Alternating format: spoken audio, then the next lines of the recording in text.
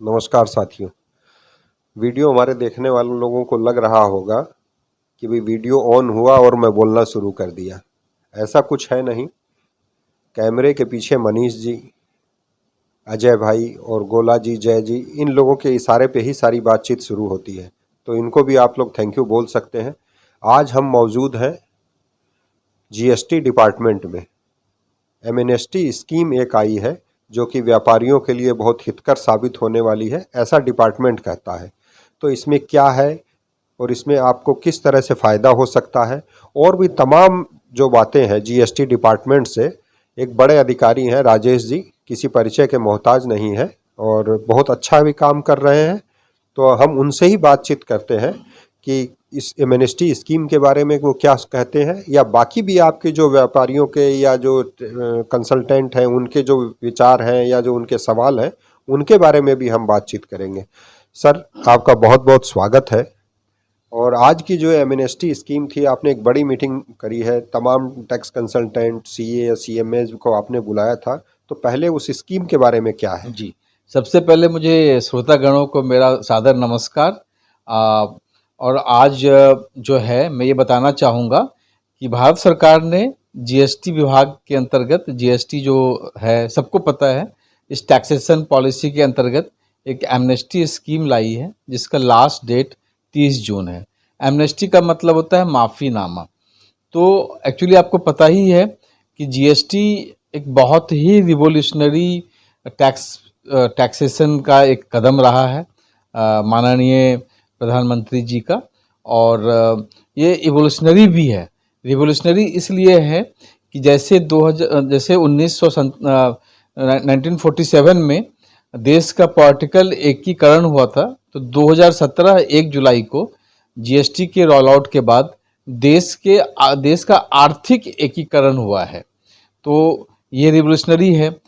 और इवोल्यूशनरी इसलिए है कि सरकार जो है, माननीय प्रधानमंत्री ji, GST council, GST policy wing, वो सब के सब बहुत ही संवेदनशील हैं कि इसमें अगर किसी भी टैक्स पेयर को, व्यापारीगण को, उद्योगकर्मी को, उद्योगपति को किसी तरह की भी कोई परेशानी आ रही है तो उसकी निवारण करने की दिशा में तत्पर कार्य की जाती है, संबंधित स्टेप्स उठाए जाते हैं।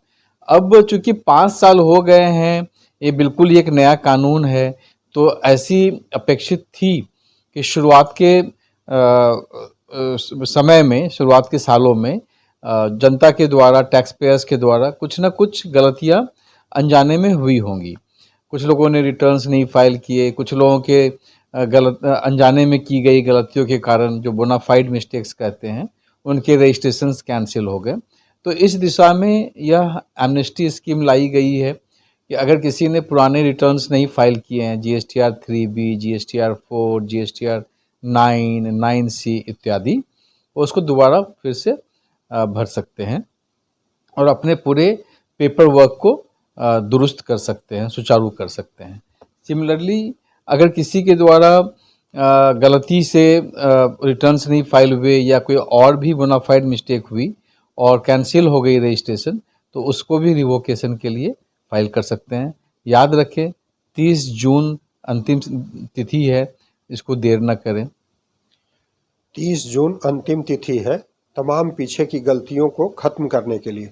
सर, ये छोटी सी बात ये भी है कि आपके एरिया लगभग 5 जिले आप देखते हैं जी, तो जो महेंद्रगढ़ या रेवाड़ी जो इंटीरियर रह रहे हैं उतनी दूर, वो इस स्कीम का फ़ायदा किस तरह से उठा सकते हैं? जी महोदय, हमारे पास फरीदाबाद कमिश्नर आयुक्तालय के पास में 5 जिला है, पलवल, फरीदाबाद, महेंद्रगढ़, नूह और रेवाड़ी। इसमें कई जिला हैं जो काफ़ी दुर्गम हैं, लेकिन जीएसटी सिस्टम के तहत में सब कुछ फेसलेस है और ऑनलाइन है। जो हमारे व्यापारी गण हैं, जो हमारे उद्योगपति गण हैं, वो ऑनलाइन अपने कंप्यूटर पे जाके जीएसटीएन में पोर्टल पे लॉगिन करके अपनी जो है चीज़ों को दुरुस्त कर सकते हैं। इसके लिए किसी भी पदाधिकारी के पास या किसी भी दफ्तर में आने की आवश्यकता बिल्कुल ही नहीं है।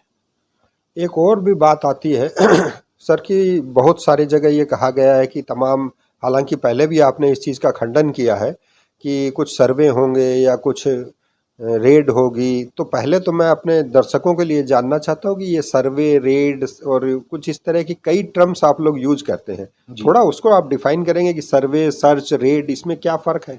सबसे पहले मैं बताना चाहूँगा कि 2 महीने का एक कैंपेन चल रहा है और भारत सरकार चला रही है, जिस पे सेंटर और स्टेट दोनों जीएसटी के जो पदाधिकारीगण हैं मिल के चला रहे हैं। लेकिन ये कोई रेड नहीं है, ये कोई सर्च नहीं है, ये सिंपल एक सर्वे है उन प्रतिष्ठानों का जिसके बारे में डीजीआरएम नाम की एक संस्था है, उसने अगर अपने डेटा क्रंचिंग, डेटा एनालिसिस के दौरान ये पाया कि इनकी रजिस्ट्रेशन, जीएसटी रजिस्ट्रेशन अगर गलत तरीके से ली गई है, गलत आधार पर, गलत फोर्ज्ड रेंट एग्रीमेंट के ऊपर, फोर्ज्ड बिजली बिल के ऊपर ली गई है, किसी डमी के नाम पे ली गई है। आप सबको पता होगा कि बहुत सारे रजिस्ट्रेशंस जीएसटी में ऐसे लोगों के नाम पे ली गई जो कि मजदूर बंधु हैं, कृषक हैं, जिनके पैन कार्ड और आधार कार्ड का मिसयूज़ हुआ, जो उन्होंने कभी टेलीफोन मोबाइल नंबर लेते समय लिया या कहीं और दिया, उसका मिसयूज़ हुआ। तो सिर्फ ये इस चीज़ को देखने के लिए है कि कुछ यूनिट्स की ही हो रही है, सारे यूनिट्स की नहीं हो रही है, जिसकी लिस्ट डीजीआरएम से दी गई है कि वो क्या सही लोगों के नाम पे है या उसमें डमी लोगों के नाम पे गलत तरीके से ली गई है। और इसमें कोई सर्च नहीं होता है, कोई रेड नहीं होता है। और जो दूसरा सवाल है कि सर्च और सर्वे में क्या डिफरेंस है, तो इनकम टैक्स सर्वे वर्ड यूज़ करती है, हम लोग उसको इंस्पेक्शन यूज़ करते हैं।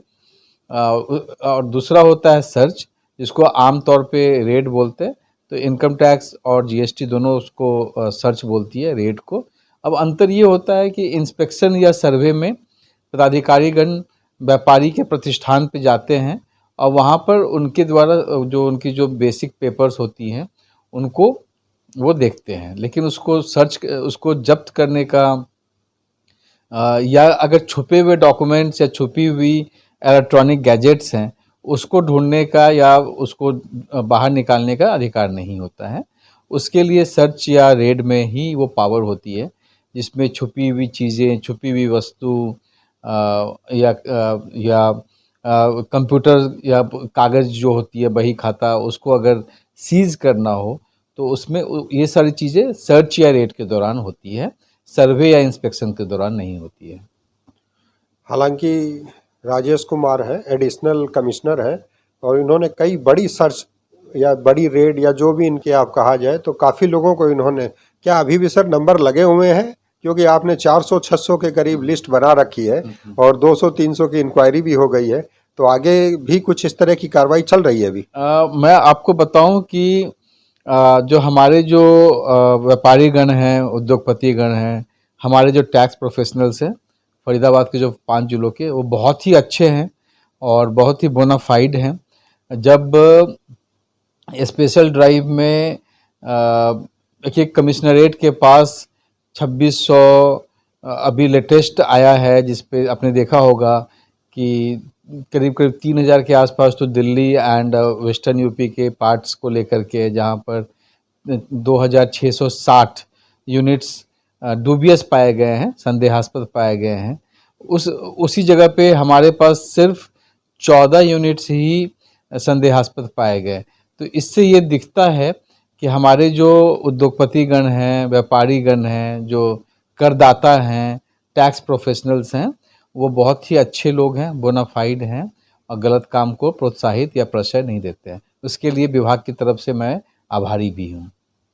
सर एक बात तो है कि आप खूब एकदम सर्च करके एक एक चीज़ को जड़ से खोद के निकाल लेते हैं। गलत चीज़ें होती हैं, कई बार हमने आपकी सर्च देखी भी है, आपने कई दिनों तक उसके पीछे लग करके उसको अंजाम दिया और आखिर वो मुजरिम जेल तक भी गए। जी। लेकिन जो अच्छे व्यापारी अच्छे तरीके से काम कर रहे हैं, उनके प्रोत्साहन के लिए भी आपके पास कोई स्कीम है? जी। सबसे पहला तो देखिए, जब सरकार इस तरह की स्कीम लाती है, एमनेस्टी स्कीम, तो ये अच्छे व्यापारीगण, अच्छे उद्योगपतिगण के लिए ही लाई गई है कि अगर उनसे कोई भूलवश कोई गलती हो गई है तो वो उस गलती को ठीक कर सके। अगर कोई रजिस्ट्रेशन कैंसिल हो गई है तो बिना किसी शुल्क के रजिस्ट्रेशन वापस ले सके, 1। नंबर 2, अभी ईज ऑफ बिजनेस है, जिसमें आपको दफ्तर आने की कोई आवश्यकता नहीं है। आप अपने कंप्यूटर से, अपने लैपटॉप से कहीं भी बैठ के आप अपने जीएसटी के काम कर सकते हैं। ये अच्छे व्यापारियों के लिए है। नंबर 3, जो मैं अपर आयुक्त हूँ एंटी इवेजन का, फरीदाबाद कमिश्नरेट, 5 जिला हमारे तहत आती है। तो हमने ये देखा है कि जब हम कदम उठाते हैं, सशक्त कदम उठाते हैं, जो लोग गलत कर रहे हैं, मैलाफाइड तरीके से गलत कर रहे हैं, उसका सीधा प्रभाव अच्छे उद्योगपतियों, अच्छे व्यापारियों पे पड़ता है, क्योंकि वो ईमानदारी से काम कर रहे हैं। और अगर कोई और बेईमानी से काम करेगा तो उसकी प्रॉफिट मार्जिन ज़्यादा होगी। जब वो प्रॉफिट मार्जिन ज़्यादा होगी क्योंकि वो टैक्स नहीं दे रहा या कर अपवंचन कर रहा है, जिसको इंग्लिश में टैक्स इवेजन कहते हैं, अगर टैक्स इवेट कर रहा है तो उसकी प्रॉफिट मार्जिन इतनी ज़्यादा हो जाएगी कि उसके सामने एक ईमानदार व्यापारी या उद्योगपति टिक नहीं पाएगा, क्योंकि वो अपनी ह्यूज प्रॉफिट मार्जिन से अपने सामान को मार्केट में सब्सिडाइज करना शुरू कर देगा। तो इससे क्या होगा कि अच्छे व्यापारी या अच्छे उद्योगपतियों की जो व्यापार ठप हो जाएगी। तो जब हम गलत व्यापारियों पे या गलत उद्योगपतियों पे जब हम सर्च करते हैं और उनके काले कारनामों को बाहर निकालते हैं, उनसे हम टैक्स लेते हैं, उनसे हम पेनल्टी और ब्याज भी लेते हैं, तो इसका सीधा असर अच्छे व्यापारियों पे है। और तब उनको ये लगता है कि हाँ, मैं ठीक हूँ, कि जो मैं सही रूप से काम कर रहा हूँ। तो इसीलिए हम लोगों के कदम का अच्छे व्यापारियों पर सीधा सीधा एक बहुत ही सकारात्मक असर पड़ता है। तो ये हैं अपर आयुक्त जॉइंट कमिश्नर राजेश कुमार जी। और आपके और कोई सवाल हो, कोई सुझाव हो तो आप हमें बता सकते हैं। बहुत बहुत धन्यवाद।